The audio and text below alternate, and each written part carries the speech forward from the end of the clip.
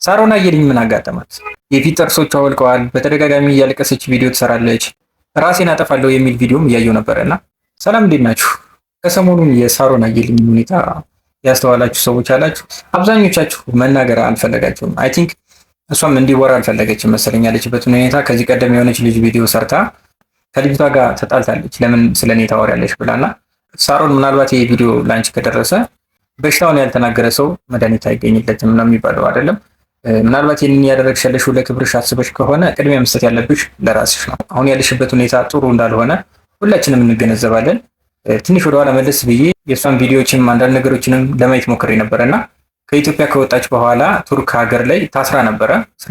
እስር ቤት ቆይታ ያው ስትለቀቅ ያለ ቪዛ ነው፣ ያው ዊዛውት ቪዛ። ስለዚህ ከቱርክ መውጣት አትችልም።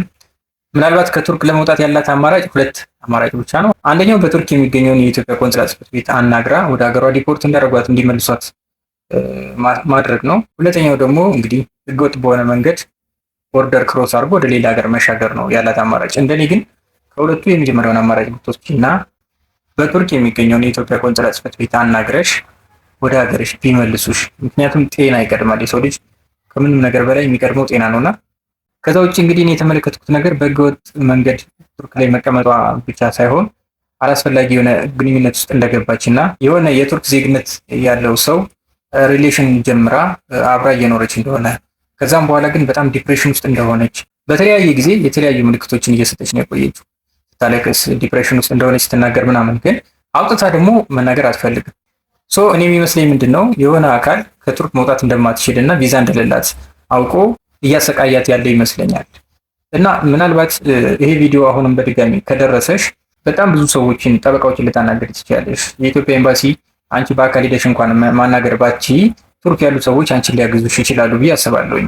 ያ የሚሆነው ግን አንቺ አውጥተሽ በግልጽ ስትናገሪ ነው፣ ያለሽበትን ሁኔታ ግልጽ አድርገሽ ስትናገሪ ነው። ስለዚህ በተቻለሽ አቅም በጣም ተዘጋጅተሽ አንደኛ ያለሽበትን አካባቢ ያለሽበትን ሁኔታ በደንብ የሚያብራራ ቪዲዮ ከኮንታክት ጋር ብትለቂ በፍጥነት እንግዲህ ማገዝ የሚችል ሰው ሁሉ ኮንታክት አድርጎሽ ካለሽበት ሁኔታ ሊያድንሽ ይችላል ብዬ አስባለሁኝ።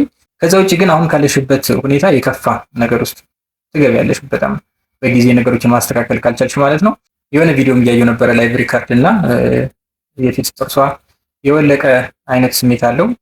ከዛ ውጭ ደግሞ በጣም ጭንቀት ውስጥ ነው ያለችው፣ ታለቅሳለች፣ አንዳንድ ነገሮችን አውጥታ መናገር ትፈልጋለች፣ ግን እየተናገረች አይደለም። ሰው እንደኔ በተሻለ ፍጥነት ያለሽበትን ሁኔታ ብታጋሪ እና ማገዝ የሚችል ሰው በፍጥነት ደርሶ ቢያግዝሽ የተሻለ ነው ብዬ አስባለሁኝ። አመሰግናለሁ።